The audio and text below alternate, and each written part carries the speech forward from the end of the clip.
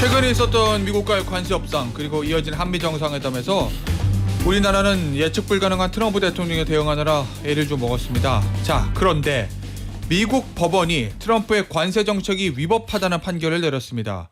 전 세계를 상대로 싸움을 거는 트럼프의 제동이 걸린 걸까요? 또 곧 있을 중국 전승절에 러시아 푸틴 대통령과 북한 김정은 위원장, 중국의 시진핑 주석이 만나기로 하면서 국제 정세는 한치 앞을 알 수 없게 됐습니다. 박종훈 지식경제연구소 소장과 이 내용 짚어보도록 하겠습니다. 소장님 안녕하세요. 네, 안녕하세요. 먼저 저 본격적인 얘기하기 전에 이것부터 좀 짚어볼게요. 한미 정상회담 하고 관세 협상과 정상회담, 뭐 모든 회담이 그렇지만 이제 득과 실이 다 있는 건데 전반적으로 장기적으로 봤을 때 우리나라의 득과 실은 각각 어떤 게 있을까요? 일단 모든 회담이라는 거 그리고 네. 협상이라는 건요. 완벽할 수가 없잖아요. 아이 그렇죠. 네, 그래서 컵에 물이 절반밖에 담기지 않습니다. 그래서 네. 왜 이거 절반밖에 안 되는 거야? 이렇게 나쁘게 볼 수도 있고요. 예. 절반이나 채웠잖아. 이렇게 좋게 볼 수도 있는데 예. 사실 일본이 만약에 먼저 협상을 하지 않았다 그러면 이번 협상은 사실 굉장히 큰 손해를 본 협상인 건 분명합니다. 왜냐하면 그냥 미국하고 강대강으로 나갔잖아요. 미국도 우리한테 쉽게 그렇게 관세를 물릴 수 있는 상황이 아니었거든요. 예. 그러니까 트럼프 대통령 입장에서도 어떻게든 협상이 굉장히 중요했고요. 그리고 트럼프 대통령이 협상을 서둘렀던 가장 큰 이유는 뭐냐. 이게 1심에서 트럼프의 상호관세는 위헌 판결을 받았고 예. 그다음에 2심에 이게 들어가 있는데 2심 나오기 전에 어떻게든 협상을 해야 되거든요. 아. 그래서 날짜를 뭐 8월 1일까지 해라 2일까지 해라 뭐 난리를 친 이유는 예. 트럼프 대통령 쪽에서 시간이 없었기 때문입니다. 왜냐하면 오히려 네. 법원 때문에 그렇죠. 2심 판결에서 위헌 판결이 난 다음에는 예. 각국이 야 뭐 미국하고 뭐하러 협상하냐 이거 대법원까지 한번 확인해 봐야 되는 거 아니야? 패를 예. 한번 까봐 이렇게 아. 나올 것이 분명하니까 예. 트럼프 대통령 쪽에 시간이 없었던 거거든요. 어허. 그래서 일단 일본이 협상을 하지 않은 상태 제가 예. 그걸 말씀드렸잖아요. 그 상태에서는 우리가 당연히 미국에다가 엄청난 투자하고 아. 겨우 25% 관세율을 15%로 낮춘 거니까 예. 분명히 이게 뭔가 좀 잘못된 협상이죠. 어. 그런데 이 게임 이론이라는 거 혹시 들어보신 분들이 예, 있을 예. 거예요. 이게 뭐냐면 미국하고 우리가 상대하면서 우리만 있는 게 아니라 일본도 같이 있잖아요. 그럼 두 나라가 경쟁하는 관계에서 일본이 먼저 굉장히 손해보는 짓을 했단 말이죠. 예. 그런 상황에서 우리나라한테 이제 주어진 조건 하에서는 제가 보기에는 어쩔 수 없는 협상이었던 측면 그리고 일본이 이미 협상을 망쳐놓은 상태에서 협상에 들어갔다면 예. 물이 반이나 찼네? 이렇게 볼 수도 있기 때문에 예. 이번 협상에 대한 평가는 그래서 극과 극으로 예. 나뉠 수밖에 없는 겁니다. 자, 그런데 앞서 말씀해 주셨던 그 부분, 미국 법원이 트럼프의 관세 정책을 위법하다. 이거 이제 우리나라로 치면 미국 연방항소법원이니까 2심 판결 난 거잖아요. 네. 서울고등법원 우리나라로 치면 이거 왜 이걸로 무효라고 본 거예요, 법원은? 저는 이제 제 유튜브에서 미리 예고한 적이 있습니다. 이게 법리적으로 볼 정말요? 때는 예. 완벽하게 위헌이거든요. 오. 그래서 그냥 예. 문구만 놓고 보면 2심 판결에서 위헌이 날 가능성이 너무나도 큰데 예. 이제 대법원이 남았지 않습니까? 예. 대법원 판결은 아마 10월에서 12월 사이가 아닐까 이렇게 예. 일단 좀 예상을 해볼 수 있는데 대법원을 지금 현재 트럼프 대통령이 믿고 있는 거예요. 왜냐하면 예. 대법원의 판사는 지금 현재 9명입니다. 예. 근데 그중에 6명이 보수 판사, 3명이 진보 판사. 맞아요. 딱 들어봐도 트럼프한테 좀 유리한 거 아니야? 라는 생각이 좀 들 수밖에 없잖아요. 그런데 여기에 또 트럼프 대통령이 무시할 수 없는 함정이 하나 있는데 뭐요? 보수 판사와 진보 판사는 판결하는 방법이 미국에서는 확연하게 나뉘거든요. 우리나라는 약간 좀 그게 나뉘지 않지만 예. 미국의 보수 판사는 예. 정말로 법안이 처음 제정됐을 때의 취지 그리고 문구 그대로만 해석을 합니다. 예. 자, 그러면 이 트럼프 대통령의 상호 관세가 어떻게 돼 있냐? 자, 이걸 구별을 좀 하셔야 되는데 품목 관세가 따로 있지 않습니까? 예. 그거는 이제 철강이라든가 자동차 이렇게 품목에다가 매긴 관세입니다. 자, 이건 무역 확장법에 의해서 예. 아예 법안에 명시돼 있어요. 대통령이 관세를 부과할 수 있다. 아, 그렇기 때문에 이건 위헌의 소지가 거의 없습니다. 그러네요. 그런데 트럼프 대통령이 상호 관세를 국가별로 매길 때 이 예. 근거가 된 건 이 국제 긴급 경제 권한법 이름도 어려워요. 영어로 해도 어렵고 한국말도 어려운데 어렵다? 예. 영어로 IEEPA예요. 자, 이 법안에 따라서 관세를 매길 수 있는 권한이 있느냐? 예. 문구가 없습니다. 어떤 정도의 문구만 있냐면 제재를 할 수 있다. 근데 그 제재에 관세가 포함되어 있느냐? 포함이 안 돼 있거든요. 예. 그런데 미국의 헌법에는 분명하게 돼 있습니다. 관세를 매기는 권한은 어디까지나 의회에 있다라고 돼 있거든요. 예. 그러니까 무역확정법 즉 품목관세는 무역확정법에 관세가 법안에 들어있기 때문에 위헌의 소지가 없지만 이놈의 IEEPA는 관세라는 단어가 없기 때문에 예. 법안 그대로 해석하면 트럼프 대통령이 마음에 안 드는 나라가 있으면 제재를 때릴 수 있어요. 뭐 이 국가 안보에 예. 위험이 있다. 저 나라한테 제재할 수 있다. 하지만 관세 안 되거든요. 그래서 연방 네. 법원에서까지는 무효가 된 거고. 그렇죠. 그래서 위헌. 2심은 너무나도 당연하게 예. 법리 그대로 해석을 하니까 당연한 건데 자 대법원까지 가면 이게 정치적인 게 좀 들어갈 수가 있거든요. 예. 그래서 트럼프 대통령은 야 설마 우리 쪽 보수 판사인데 내 편이 돼주지 않겠냐라고 생각하고 있지만 예. 미국의 대법원에 또 다른 특징이 하나 있습니다. 한 번 판결이 나면 그 판결의 이름이 영원히 남거든요. 맞아요. 근데 대법원 판사 정도 되면 그 명예가 너무나도 중요하기 때문에 예. 보수 쪽 판사들의 지금까지 판결 성향상 위헌을 선고할 가능성이 꽤 있습니다. 아무리 트럼프 대통령 편의 보수적인 성향의 대법관이라 하더라도 법리 해석사, 문구 해석사 너무나 자명하기 때문에 네. 밑도 끝도 없이 몰라 그리고 트럼프 대통령 손 들어줄 수는 없을 거다 뭐 이런 말씀이잖아요. 그렇죠. 6대3이라고 무조건 판결이 지금 예. 현재 트럼프한테 유리하게 나온다? 그렇게 보장하기는 정말 힘들죠. 그러면 그 증거, 그 예. 증거 하나 있는데 예. 트럼프 대통령이 뭐라 그런지 아십니까? 뭐요? 나의 관세 이거 내가 조치한 거 예. 만약에 위헌 때리잖아. 그러면 미국의 대공황이 온다? 1929년 대공황하고 똑같은 위기가 온다니까? 협박이네. 예. 자, 그런 협박을 왜 할까요? 예. 그건 지금 현재 위험하다. 위험하다고 예. 생각하기 때문이죠. 자 소장님 그럼 우리 이제 관세 이제 협상 이거 무효로 되고 이거 관세 예전처럼 한미 FTA로 해가지고 빵원 0% 관세 0 이렇게 될 수도 있는 거네요. 현재로서 가능성이 있습니다. 품목 관세를 어, 제외하면. 네. 그래요? 미국 연방 대법원 홈페이지에 판사님들 힘내세요. 뭐 이거라도 해야 되는 건가? 예. 어쨌든 그런데 이게 사실은 어찌됐든 간에 국가의 이 정책 이게 대미국이 아니라 전 세계에 영향을 끼치는 정책이 어쨌든 항소법원 연방 순회 항소법원 우리나라로 치면 서울 고등법원에서 지금 무효가 된 거거든요. 이 정도 되면 정치적 타격을 입은 거잖아요. 이미 타격을 입었죠. 입은 거잖아요. 네. 어쨌든 법원에서 현재 2심까지 제동이 걸렸으니까. 그럼에도 불구하고 트럼프 대통령이 이렇게 관세에 집착한 이유가 뭐예요? 트럼프 대통령 입장에서 관세를 이렇게 주장하기 시작한 게 예. 역사를 따져보니까 30년쯤 됐더라고요. TV 출연해서 30년 전에도 예전에도 그랬어요? 관세를 매겨야 된다. 예. 이건 정말 초지일관 트럼프 대통령이 지금까지 내세워왔던 건데요. 예. 근데 이제 과거에 트럼프 대통령이 생각했던 건 이제 미국의 제조업의 부활이라든가 이런 것들이었거든요. 그런데 지금 트럼프 대통령이 이렇게 관세에 집착하는 건 예. 사실은 가장 큰 이유가 세금이 필요하기 때문이거든요. 세수가 너무 부족합니다. 세수가 부족하니까 여기서 국내에서 소득세나 법인세를 올리기보다는 네. 외국에서 관세를 받아가지고 채우자 적자를. 네. 그렇죠. 그러니까 트럼프 대통령의 지지 계층들이 사실 정확하게 그걸 구별을 못해요. 예. 관세를 부과하면 그게 예. 심지어 백악관 대변인 레빗 대변인조차 예. 외국 기업이 낸다라고 말했다가 기자들이 그게 왜 외국 기업이 냅니까? 일단 우리나라 수입업자가 내는 거 아닙니까? 그랬더니 레빗 대변인이 어버버했던 적이 있거든요. 예. 모르는구나. 네, 그 정도로 예. 지지계층이 모를 가능성이 굉장히 높습니다. 그래서 외국 기업이 낸다는 그 메타포, 예. 이것 때문에 트럼프 대통령이 굉장히 강력하게 관세를 현재 추진하고 있는 거고, 그 다음에 이제 또 어쨌든 미국으로 제조업을 끌고 와서 미국의 성장을 더 가속화시킨다든가 수많은 이제 이제 어떤 트럼프 대통령의 어떤 미래 비전하고 연관돼 있기 때문에 예. 관세에 집착해서 계속해서 지금 매달리고 있는 중입니다. 아니 근데 이게 미국에 결과적으로 도움이 돼요? 그럼 물가를 오를 건데요. 여기서 아주 중요한 게 있어요. 예.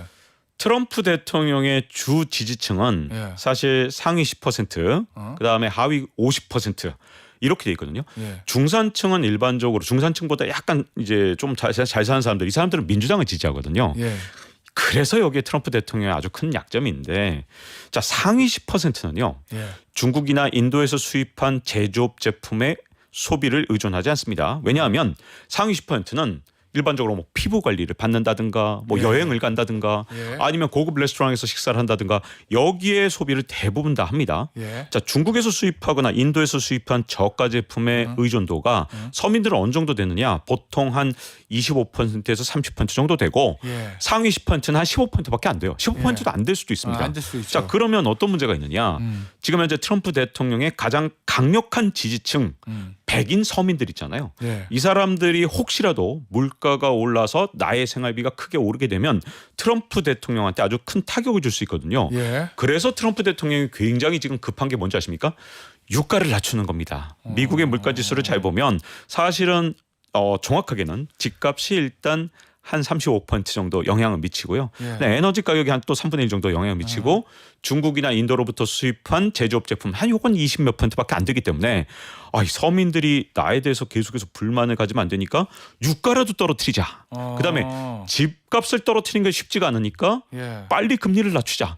금리를 낮추면 이 사람들이 어떻게 되느냐. 미국 서민들이 생각할 때 집값이 얼마냐에 크게 관심 없고요. 예. 이분들은 어떻게 생각하냐면 내가 다달이 내는 모기지 페이먼트가 얼마지? 여기에 신경을 쓰기 때문에 예. 빨리 금리를 낮추고 유가를 낮춰서 이 서민들의 불만을 좀 줄여보자라는 생각을 현재 트럼프 대통령이 하고 있는 거죠. 오, 알겠습니다. 아니 근데 이 트럼프의 관세 정책이요.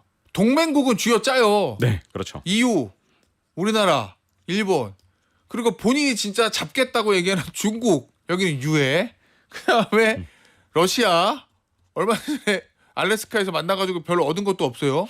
이 왜 동맹국만 쥐어짜고 진짜 본인이 잡아야 되는 라이벌들한테는 약한 거예요? 강약 약강인가요? 전형적인? 네, 정말 특이하죠. 이게 어느 정도로 특이한 현상이냐면 예. 패권 전쟁을 했을 때 가장 직전 패권 전쟁이 뭐였냐? 미국과 소련의 패권 전쟁이었죠. 예. 그러니까 우리가 정말 잘 기억합니다. 자, 미국과 소련의 패권 전쟁 때는 어땠었냐 하면 미국이 정말 생돈으로 예. 유럽을 도왔습니다. 이게 마샬 플랜이죠. 예. 유럽이 혹시라도 공산화될까봐 유럽 경제 살려주려고 난리쳤죠. 예. 우리 입장에서 좀 특이한 현상이지만 어쨌든 일본을 재건하려고 사실 일본은 바로 직전까지 적국이었단 말이에요. 맞아요. 근데 혹시라도 또 일본이 공산화되면 안 되지 하고서 일본한테 엄청 전후복구 자금을 대줬단 말이죠. 자, 그러면 바로 직전의 패권 전쟁은 서로 소련은 소련대로 자기의 동맹국을 엄청나게 자기 자원을 퍼줘서 도와줬고 미국도 예. 도와줬는데 이번에 패권 전쟁은 이상하지 않습니까? 자기 동맹국을 먼저 치는 이런 현상은 왜 일어났냐? 예. 자, 옛날에 소련하고 싸울 때는 자꾸 도미노처럼 이렇게 자유진영이 무너지는 현상이 있었기 때문에 동맹과 동맹의 대결이었거든요. 예. 근데 이번에는 중국조차도 처음에 이 패권 전쟁을 시작할 때 잘 생각해 보시면 주변 국가부터 때렸습니다. 그래서 우리나라 같은 경우는 뭐 사드를 핑계로 우리나라한테 중국이 엄청나게 공격적으로 취했고 뿐만 아니라 남중국 해갖고 주변 국가들을 박살내면서 정말 중국 혼자서 자기 혼자 잘 먹고 잘 살자는 그런 정책을 썼잖아요. 중국이 먼저 그렇게 했기 때문에 미국한테 여지가 생긴 거죠. 야, 우리가 동맹국도 좀 때려봤자 그렇다고 니들이 중국 편에 붙겠어? 라는 생각을 하고 저는 이번에는 예. 옛날에 미소 패권 전쟁과 다르게 미중 패권 전쟁은 동맹국들에 있는 자원까지 끌어다가 그리고 네. 그들의 성장률까지 미국과 중국이 다 빨아먹으면서 이제 미국과 중국이 1대1로 붙는 패권 전쟁 형식으로 바뀌었기 때문에 트럼프 대통령이 이렇게 동맹국을 칠 수 있는 일종의 룸이 생겼다라고 저는 봐지고 있거든요. 누가 이겨요? 이거 진짜 어려운 일이죠. 누가 이기냐 하는 싸움에서는요. 저는 일단 기본적으로 제조업 패권 전쟁 이미 중국이 완전히 이긴 싸움이죠. 예. 그다음에 두 번째 기술 패권 전쟁. 많은 분들이 또 저보러 친중이라 그럴까봐 걱정은 되지만 전혀 저는 있는 대로 얘기를 하겠습니다. 예. 기술 패권 전쟁은 중국이 이깁니다. 그래요? 네, 이건 어쩔 수 없는 게요. 예. AI에서 미국이 이기는 가능성은 제가 보기에는 거의 없어요. 10년 뒤 아니면 심지어 5년 안에 중국이 이길 수밖에 없는데 AI를 이루는 세 가지 컴퓨팅 파워, 그다음에 또 하나가 데이터죠. 그다음 알고리즘인데 이 세 가지 다 중국이 유리하고요. 마지막 네 번째 도와주는 게 바로 에너지예요. 이 네 가지 다 AI에서는 중국이 이길 수밖에 없는데 잘 생각해 보세요. 데이터 자유진영에서는 이 저작권법도 있죠. 그다음 프라이버시도 있죠. 근데 중국은 마음껏 중국 정부가 통제하죠. 거기다가 알고리즘 같은 경우도 예. 미국 같은 경우는 이 소프트웨어 엔지니어들이 귀하신 몸이거든요. 그렇기 때문에 전부 다 편안한 프로그램으로 인간의 친화적인 프로그램으로 프로그램을 짜고 있는데 예. 중국은 이것도 인해 전술을 하기 때문에 컴퓨터에 굉장히 가까운 언어로 만들거든요. 그러면 컴퓨터 자원을 100% 활용할 수 있습니다. 예. 자, 여기다가 심지어 컴퓨팅 파워도 지금은 중국이 지고 있지만 5년 안에 중국이 따라잡거나 아니면 거의 비슷해질 가능성이 있기 때문에 이 세 가지 측면 그리고 마지막 에너지 예. 중국은요 그냥 거의 공짜로 에너지 주거든요. 그러니까 예. AI도 중국이 이기는데 아니, 그런데 패권 전쟁은 그걸로 결정되는 게 아니거든요. 그럼 훨씬 중요한 게 있습니다. 뭐요? 인구로 결정되죠. 인구. 네. 중국이 많잖아요, 사람. 훨씬 많은데 네. 어떤 문제가 있냐? 미국은 아직도 학계 출산율이 1.6이고 중국은 본인들이 1.04라고 그러지만 뻥이죠. 그래요? 0.99로 떨어졌다고 미국에서는 이미 보고 있습니다. 그리고 앞으로 0.8대로 곧 떨어질 거예요. 예. 자, 그러면 어떤 문제가 생기느냐? 오. 2045년이 되는 순간 예. 노동인구 100명당 미국이 65명을 부양하는데 예. 중국이 처음으로 65명을 부양하기 시작하는 게 언제냐? 2045년이에요. 예. 그런데 2070년이 되면 인구 100명당 120명의 어르신을 부양해야 됩니다. 어. 자, 그러면 경제가 제대로 굴러갈 수가 없어요. 왜냐하면 120명을 먹여 살린다는 얘기거든요. 노동인구가. 예. 그래서 저는 인구 구조로 볼 때 패권 전쟁은 앞으로 중국이 20년 안에 미국을 압도하지 못한다. 그러니까 예. 적당히 비슷한 정도는 안 돼요. 완전히 압도를 한다면 중국한테 희망이 있지만 어허. 뭐 기술 패권 전쟁, 뭐 제조 패권 전쟁으로 아무리 압도한다 하더라도 예. 인구 구조상 중국이 2045년 이후에 힘을 쓸 가능성은 없거든요. 자, 그러면 로보틱스로 AI로 바뀌면 되는 거 아닙니까? 아닙니다. 왜냐하면 인구 구조에서 제일 중요한 건 결국은 소비를 할 수 있는 사람들이 필요한 거거든요. 그래서 예. 패권 전쟁 제가 지금 굉장히 짧은 질문 주셨지만 굉장히 길게 답변을 할 수밖에 없는 게 기술 패권 전쟁이고 아니면 또는 뭐 제조 패권 전쟁을 당장 10년 내로는 중국이 이기는 것처럼 보이겠지만 예. 2045년이 되는 순간 미국보다 인구 구조가 바로 악화되기 때문에 중국한테 남은 시간은 사실은 뭐 20년까지 안 돼요. 사실은 예. 2035년 즉 10년 정도 안에 미국을 압도하지 않는다. 어. 그럼 패권 전쟁의 항방은 미국한테 좀 더 유리합니다. 그러면 이 타이밍도 우리나라는 어떻게 해야 돼요?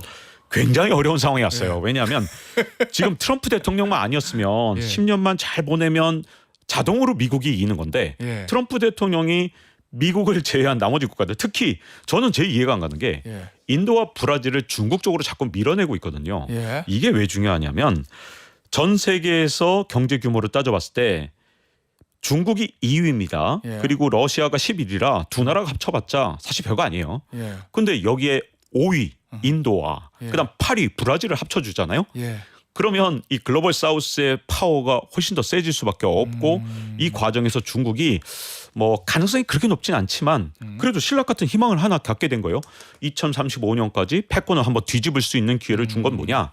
바로 인도와 브라질을 중국 편으로 갖다 준 겁니다. 이번에 지금 전승절 행사에 지금 갔잖아요. 네, 북중로는 당연히 있는 거고 네. 인도 갔고 그다음에 브라질도 아마 간 거로 지금 알고 있는데. 네, 맞습니다. 예. 아, 브라질 모르겠다. 아, 브라질은 잘 모르겠군요. 예. 네. 인도 네. 모리 총리 갖고 이제 뭐 일하는 네네. 그렇다 치고. 네. 그러면 거기 전승절 행사 기점으로 해가지고 반 트럼프 연합 전선, 반 서방 연합 전선 이런 거 구축될 수도 있는 거잖아요.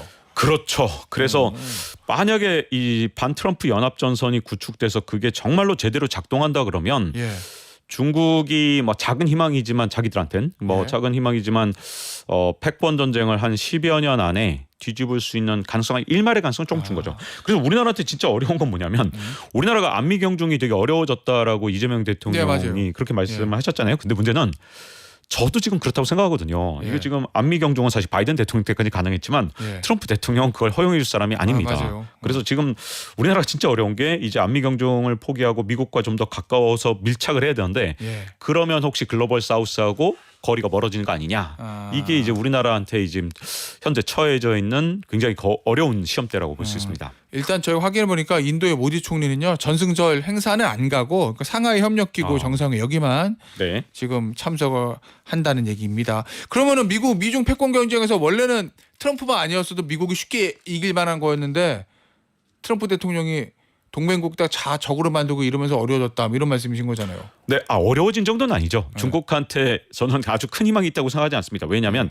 인구 100명당 120명을 부양한다는 거 있잖아요. 예. 이 인류 역사의 패스트 이래로 처음이거든요. 흑사병이 다 돌았을 때 예. 그때 이래로 이렇게까지 인구 구조가 엉망인 거는 한국 얘기도 해야죠. 예. 한국과 중국이 인류 역사에서 패스트 이래로 처음일 겁니다. 그래요? 네. 아니 우리나라는 그렇다 치고 저는 그래도 중국이 네. 인구가 부족해가지고 경쟁에서 밀린다는 얘기가 네.